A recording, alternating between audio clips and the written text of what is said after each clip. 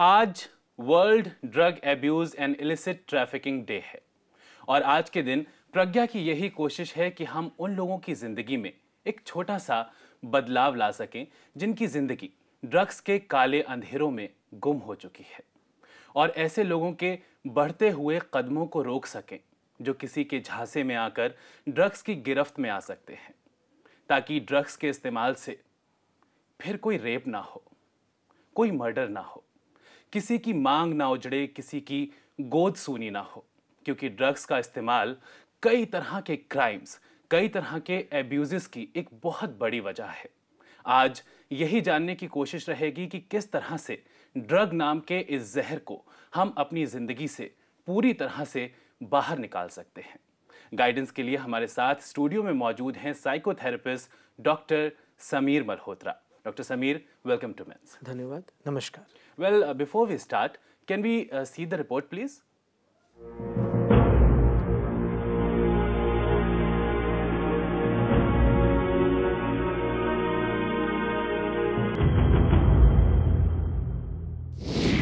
Drug addiction एक अभिशाप। भारत की 7.5 करोड़ आबादी नशे की गिरफ्त में और ये संख्या लगातार बढ़ती चली जा रही है। सरकारी आंकड़ों के मुताबिक अर्बन और बैकवर्ड एरिया के लोग सबसे ज्यादा जहरीले नशे के शिकार होते हैं। भारत में तकरीबन 12 से 60 साल की उम्र के 50 लाख पुरुष ड्रग एडिक्शन की वजह से अपनी जिंदगी को बर्बाद कर चुके हैं। चरस, अफीम, गांजा, हेरोइन, कोकेन जैसे खतरनाक ड्रग्स के काले अंधेरे ने न सिर्फ हंसते मुस्कुराते चेहरों को अपना मोहताज बनाया है, बल्कि उनकी जिंदगियों को भी पूरी तरह तबाह कर दिया है। डिस्कोस, पब्स, कॉलेजेस और रेलवे स्टेशंस पर ड्रग्स माफिया का गिरोह आसानी से इन मासूमों को अपना शिकार बना लेता है और नशे को हासिल करने के लिए कोई भी कीमत देने को तैयार ये लोग बाद में चाहकर भी नशे से छुटकारा नहीं पा सकते।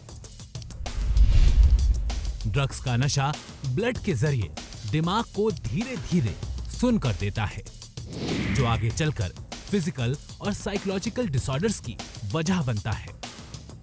ड्रग्स के इस्तेमाल से टीबी, लिवर प्रॉब्लम्स और कैंसर का खतरा बढ़ जाता है और पुरुषों में ड्रग्स की लत इम्पोटेंसी की भी वजह बनती है। डॉक्टर समीर, सबसे पहले ड्रग एडिक्शन की जब हम बात करते हैं तो मैं आपसे यही जानना चाहूंगा कि ऐसे में परवरिश, बचपन, माँ बाप की गाइडेंस कितनी ज्यादा इंपॉर्टेंट हो जाती है? इस जवाब से पहले मैं आप सबको मुबारक देना चाहूँगा कि आज के दिन इस सेंसिटिव और इम्पोर्टेंट इशू को आपने उठाया है। Thank you so much. और मुझे लगता है कई घरों को छूता है। क्यों ऐसा होता है? कोई भी इंसान एक दिन में ड्रग एडिक्ट नहीं बन जाता है। एडिक्शन उसके अंदर एक दिन में नहीं आती है। किस तरह से आपकी परवरिश हो रही है, घर में किस तरह के हालात हैं, घर में क्या माँ बाप जो हैं वो भी नशे के चपेट में हैं।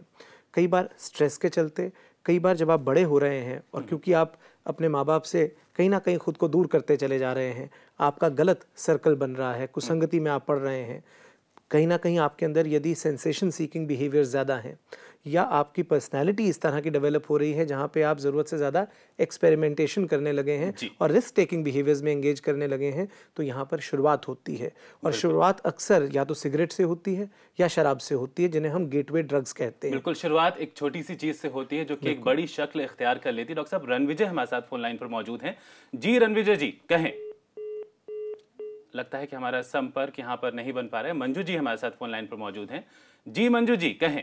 हाँ जी, मुझे अपने बेटे के लिए पूछना है। जी।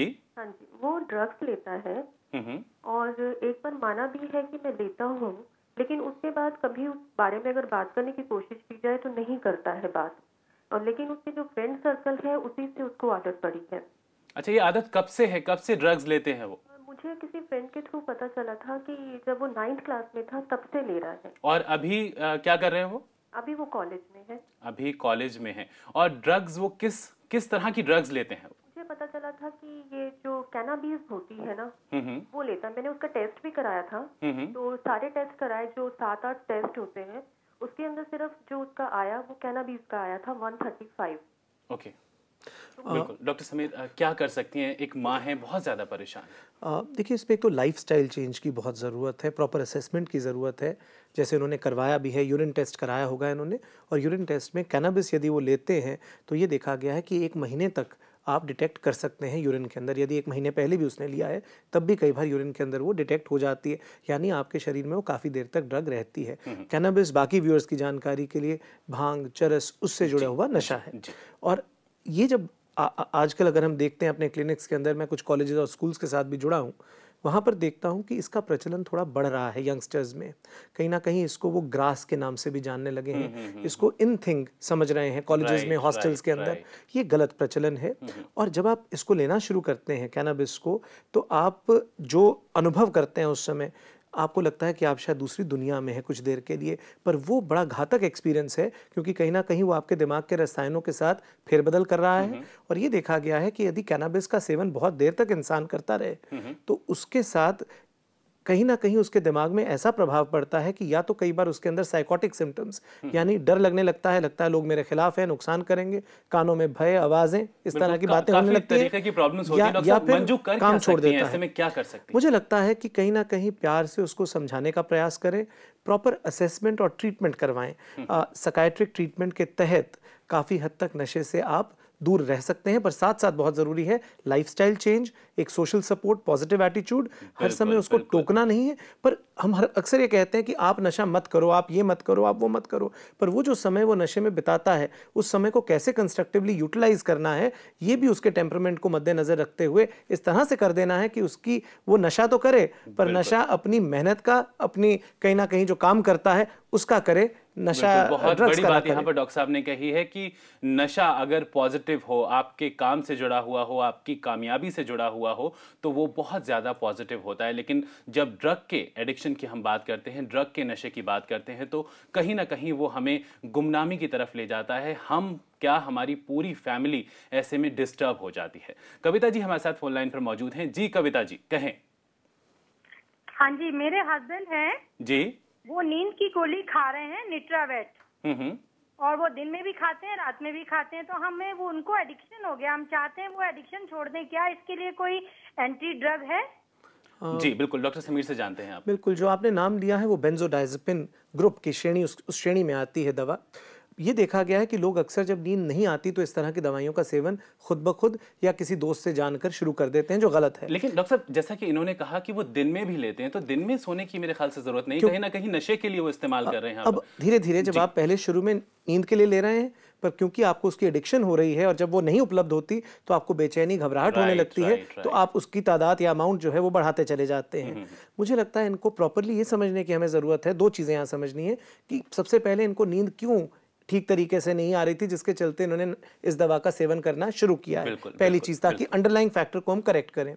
दूसरा, कुछ ऐसी दवाइयां आती हैं जो हमें रिप्लेस करनी पड़ती हैं, और फिर धीरे धीरे करके उसे हम कम करते चले जाते हैं। साथ साथ उनके सहयोग की बहुत ज़रूरत है, और मुझे लगता है proper assessment and proper treatment, बिल्कुल प्रॉपर ट्रीटमेंट के साथ बहुत जरूरी है। घर वालों की सपोर्ट जो है वो यहाँ पर बहुत ज्यादा इंपॉर्टेंट हो जाती है। फैमिली वालों का प्यार, उनका मोटिवेशन बहुत अहम रोल यहाँ पर प्ले करता है। इस पर हम और बात करेंगे डॉक्टर समीर से, और जानेंगे कि ड्रग एडिक्शन की जो लत है उससे हम किस तरह से पूरी तरह से बाहर निकल सकते हैं, उबर सकते हैं। लेकिन फिलहाल मेंस में रुकेंगे, लेंगे एक छोटा सा ब्रेक। आप कहीं जाइएगा नहीं, चलते रहिए प्रज्ञा के साथ।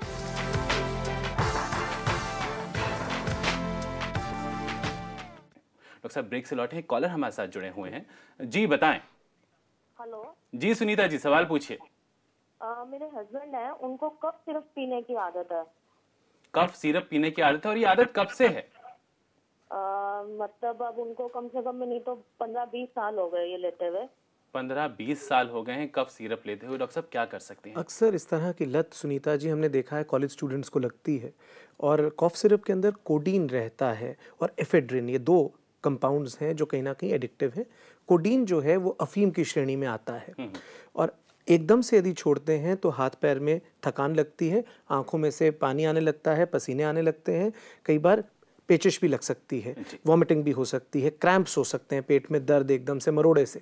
तो ये सब ना हो, इनको प्रॉपर डिटॉक्सिफिकेशन की ज़रूरत है। मैं फिर यही कहूँगा कि किसी मनोचिकित्सक को मिलेंगे और प्रॉपर डिटॉक्सिफिकेशन कराएं, क्योंकि उसके तहत कुछ ऐसी हम दवाइयाँ देते हैं जिससे इतनी परेशानी आपको छोड़ते समय ना हो।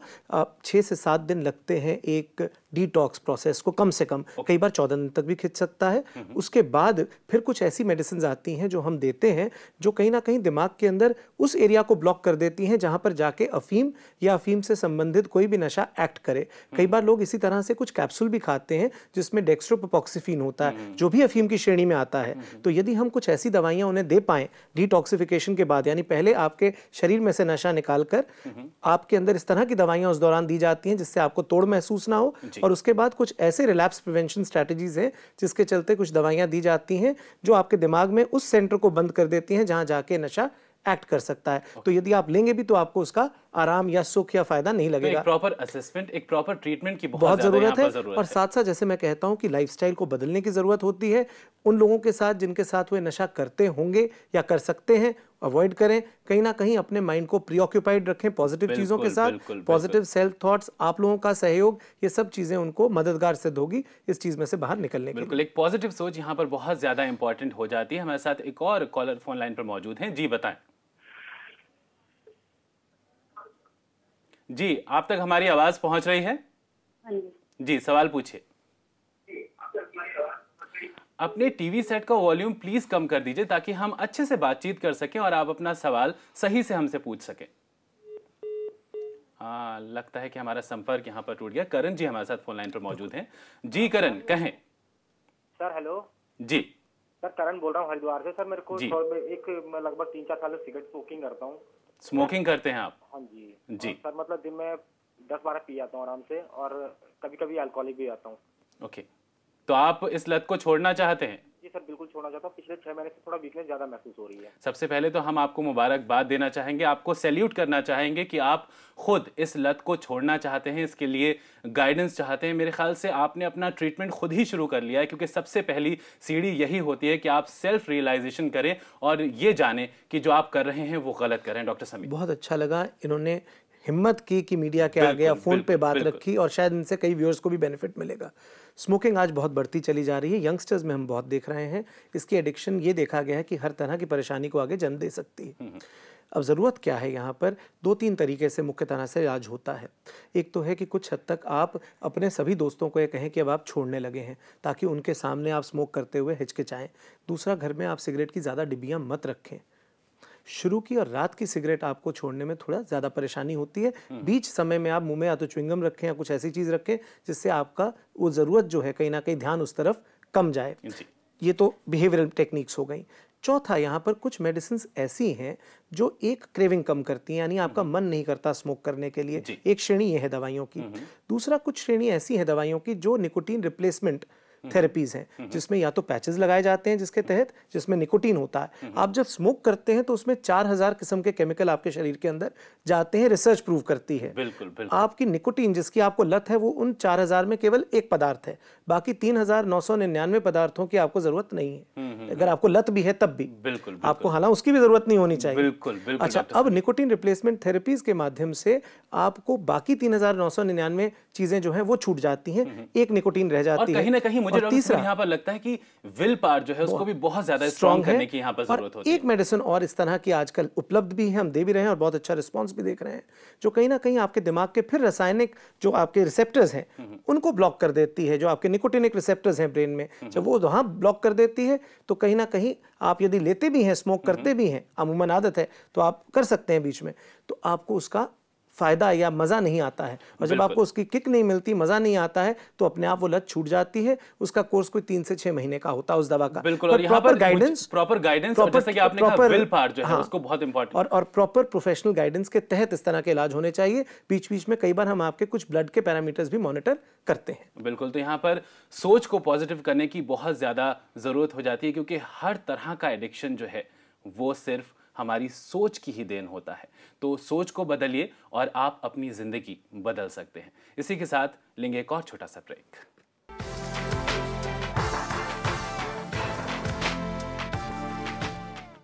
डॉक्टर समीर, एक चीज़ अभी मेरे जहन में आई है कि अक्सर हम देखते हैं कि जो लोग इमोशनली डिस्टर्ब हो जाते हैं, अक्सर हम अगर यंगस्टर्स की बात करें तो अगर प्यार में धोखा मिलता है या फिर ऐसा कोई रिश्ता बिगड़ जाता है, मतलब नाकामयाबी हाथ लगती है, तो ऐसे लोग भी ड्रग्स की गिरफ्त में आ जाते हैं।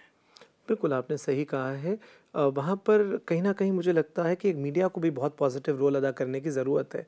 अक्सर ये दिखाया जाता है फ़िल्मों में भी और दिखाया गया है बिल्कुल, कि आप बिल्कुल। जब उदास हैं, परेशान हैं, अपने दुःख को दूर करने के लिए आप नशा कर रहे हैं और अक्सर आप सीन देखते हैं जहाँ हीरो के हाथ में शराब की बोतल है। ये गलत ट्रेंड है, क्योंकि ये देखा गया है कि अल्कोहल जो है वो सेंट्रल नर्वस सिस्टम की डिप्रेसेंट है। उस समय आपको वो केवल उस परेशानी को भुलाने में सहयोग दे रही है, पर लॉन्ग रन में उसका ना तो सॉल्व कर रही है और दूसरा आपको उसका एडिक्ट बना रही है और तीसरा एक डिप्रेशन लेके आती है अल्कोहल, जो कहीं ना कहीं बहुत ज़्यादा परेशानी का भी कारण बनता है। ये पाया गया है कि सुसाइड रेट भी उन लोगों में ज़्यादा देखे गए हैं जो शराब का नशा करते हैं और डिप्रेशन भी उनको रहता है। तो इस तरह की परेशानियां काफ़ी देखने में आती हैं और मुझे लगता है कि पॉजिटिव कोपिंग मैकेनिज्म्स जो हैं उनको इनकलकेट करने की जरूरत है। बिल्कुल, मेरे ख्याल से मुझे लगता है कि यहाँ पर अवेयरनेस जो है बहुत ज्यादा इंपॉर्टेंट है। डॉक्टर साहब, एक एसएमएस आया है हमारे पास, ये जानना चाहते हैं कि इनकी वाइफ को पिछले 40 साल से ऑब्सेसिव कंपल्सिव न्यूरोसिस की शिकायत है, क्या कर सकते हैं?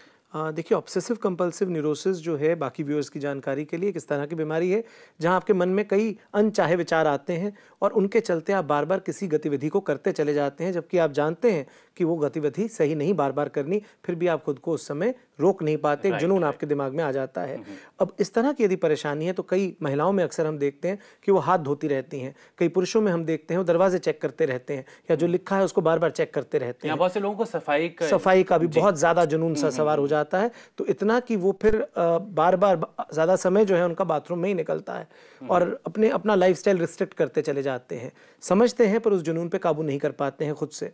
यहाँ अब ज़रूरत है प्रॉपर ट्रीटमेंट की। कुछ ऐसी दवाइयाँ हैं, ख़ास तौर पर SSRIs जिन्हें हम कहते हैं, पर प्रॉपर इन्वेस्टिगेशन, प्रॉपर असेसमेंट और प्रॉपर फिजिशियन की देखरेख में दवाइयों का शुरुआत होनी चाहिए, जो है वो बहुत ज़्यादा इंपॉर्टेंट हो जाता है। प्रॉपर ट्रीटमेंट बहुत इंपॉर्टेंट हो जाता है। एक्सपोजर एंड रिस्पांस प्रिवेंशन करके कुछ स्ट्रेटजीज होती हैं जिसमें धीरे धीरे करके उन चीज़ों पर एक्सपोज किया जाता है जिनसे आपको डर लगता है और फिर आपको दिखाया जाता है कि देखिए इससे आपको कोई ऐसी परेशानी नहीं हुई है, तो एक सेंस ऑफ मास्टरी आती है। कुछ रिलैक्सेशन प्रोसीजर्स हैं जो कराए जाते हैं, पर प्रॉपर साइकियाट्रिक गाइडेंस की इनको मुझे लगता है ज़रूरत है। एक थायराइड का भी टेस्ट ज़रूर करा लें, क्योंकि अक्सर हम देखते हैं कि जो OCD के या डिप्रेशन के पेशेंट्स हैं या एंग्जाइटी रिलेटेड स्पेक्ट्रम के जो पेशेंट्स हैं उनमें थायराइड की भी कई बार कमी सामने आ जाती है। बिल्कुल डॉक्टर साहब, चलते चलते आपका एक मैसेज चाहेंगे उन लोगों के लिए जो कि ड्रग्स की गिरफ्त में हैं और उन परिवार वालों के लिए भी जिनकी ज़िंदगी इसके चलते बहुत ज़्यादा बिखर सी गई है। मैं केवल ये कहना चाहूँगा कि ये एक बहुत बड़ी बीमारी है, इसको एक बीमारी के रूप में देखें और कहीं ना कहीं इसका उपचार भी उपलब्ध है। आज की डेट में बहुत अच्छी दवाइयाँ हैं, कई काउंसलिंग के प्रोसीजर्स हैं और एक अच्छा हेल्दी लाइफस्टाइल मुझे लगता है हमारे नवयुवकों के लिए बहुत ज़रूरी है आज। हेल्दी लाइफस्टाइल क्योंकि ये केवल आपको बर्बाद नहीं करता, आपके परिवार को बर्बाद करता है और आपकी सभी अभिलाषाओं को, सभी आकांक्षाओं को कहीं ना कहीं तोड़ता है। बिल्कुल, तो यहाँ पर सोच को बदलने की ज़रूरत है, सोच को पॉजिटिव करने की बेहद ज़रूरत है। डॉक्टर साहब, बहुत बहुत शुक्रिया स्टूडियो में। धन्यवाद। और साथ ही हम आपसे कहना चाहेंगे कि अगर आप ड्रग एडिक्शन का शिकार हैं, दैट मीन्स कि आप अपने आप से बिल्कुल भी प्यार नहीं करते, क्योंकि अगर आप अपने आप से प्यार करते होते तो आप अपनी ज़िंदगी इतनी आसानी से बर्बाद नहीं होने देते, एक ड्रग जैसी चीज़ की गिरफ्त में नहीं आते, क्योंकि ये वो चीज़ है जो कि आपकी ही नहीं आपके पूरे परिवार की ज़िंदगी बर्बाद कर रही है। ऐसे में ज़रूरत है कि आप अपने आप से आंखें मिला कर कहिए कि आई लव माई सेल्फ। अपने आप से प्यार कीजिए, क्योंकि जब आप अपने आप से प्यार करेंगे तभी आप ड्रग्स को अपनी ज़िंदगी से पूरी तरह से बाहर निकाल पाएंगे।